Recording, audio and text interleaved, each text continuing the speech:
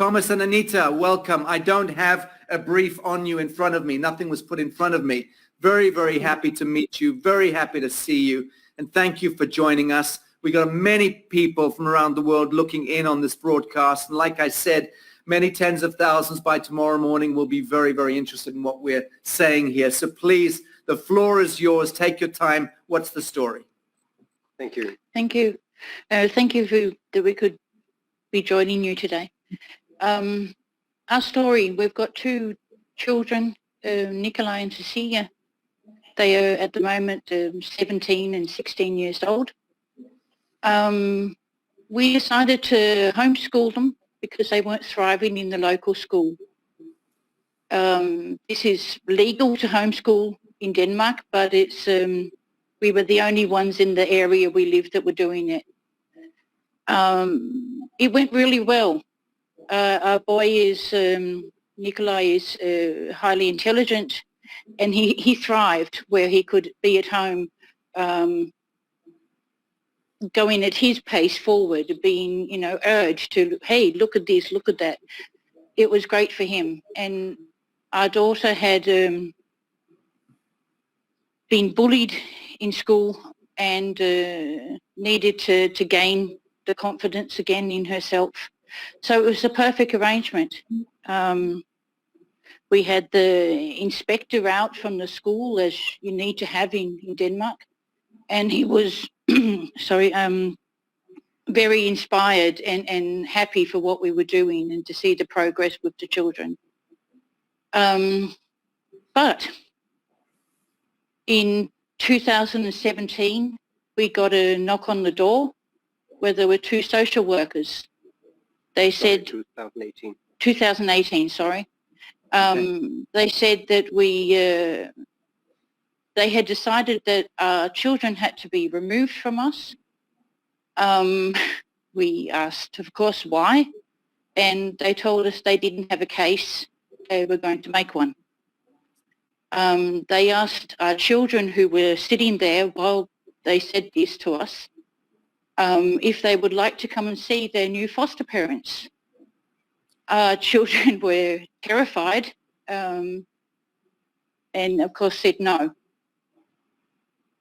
Later on, they used that initial meeting to describe how they met the kids, that they met two frightened kids that were reserved and pale, something they had made happen. Jesus. When we went to a lawyer, unfortunately it was through the municipality because we had no idea this happened in Denmark. He told us that, you know, we're intelligent people, but we had to see that 10% of cases were won by the parents, which we had done nothing except love and help our kids through the most important times of their lives.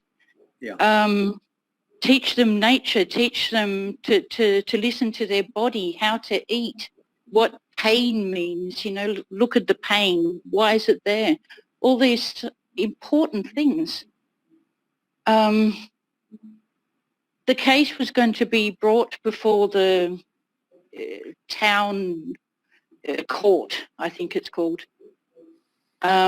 And we decided, all four of us together, that we would leave the country the night before. And we did.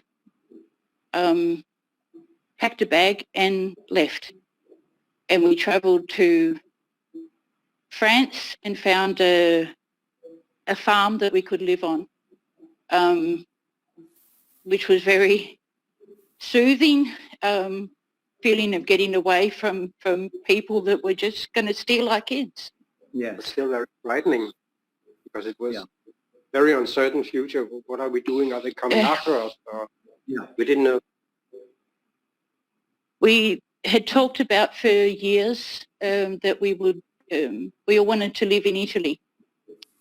So we decided at the time to travel to Italy and tell what was happening to us, which we did.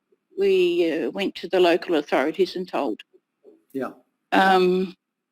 They were very surprised, of course, but very open to the fact that they would help us and try and find out what's happening and what they could do initially.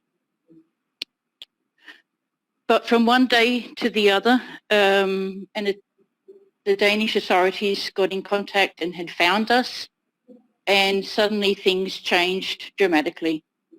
Our children were taken to an Italian judge. Now we're talking, what were they, 13, 14 years old at the time, two Danish kids talking to an Italian judge by themselves. The judge could barely talk English. They were terrified. It was so awful. We had the same sort of inquisition. And then things went very quiet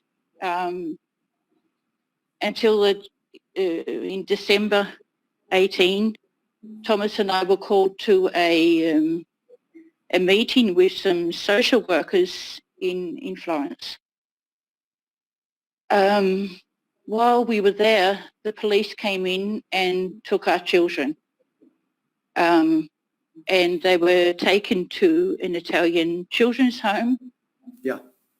Where they were for 6 months.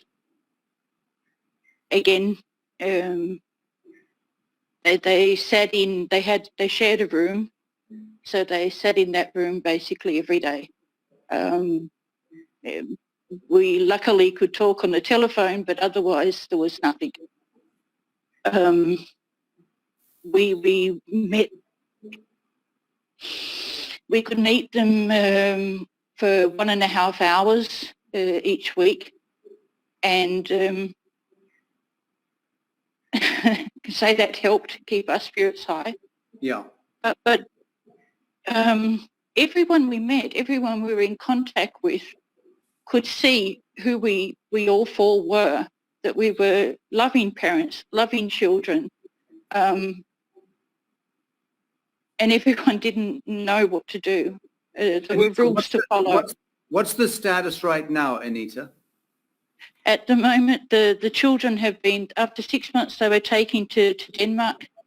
They were put in one foster home, then the next foster home, then they're at the moment in a care centre. The case has been closed because I have been judged to be an uncaring mother. Okay, what evidence did they present that you were an uncaring mother? I'm very curious to know that piece. There is no evidence. There's no evidence. They used a lot of lies and absurdities. Yeah, that's what they do, because that's what goddamn blood gargling. Yeah, but the color of the walls in our room.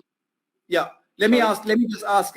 This is what these people do by distinction. It's what they do. They lie. That's why we've got to this point where good humans are having to come together to have these conversations, because there is not a goddamn government that gives a fuck. There is not a goddamn agency that gives a fuck. There is not a goddamn police force that gives a fuck. That's the truth. Yeah.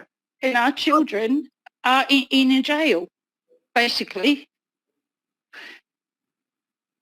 And we have also been charged for trying to stop them taking the children. So my question is this. Do you have names, faces, photographs, badge numbers? I'm very keen to get hold of those. From Denmark, yeah. Yeah, we have the names of the social workers. Yes.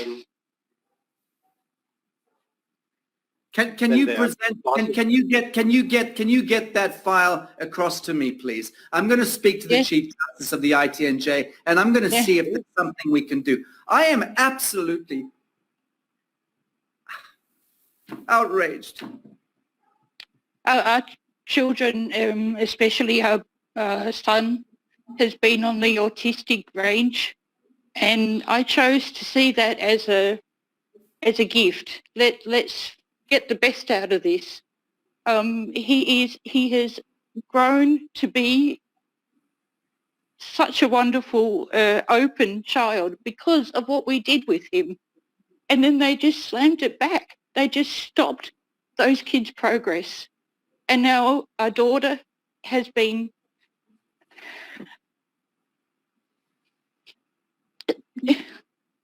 they are making her to a Danish citizen, so she doesn't talk to us anymore. I tell you what I'm going to do. I'm going to take this matter up with the Danish Prime Minister, okay, directly. I'm going to personally do that. So we'll take up a call in the next few days, okay? Yes, thank you, Very good, Sacha. Thank you.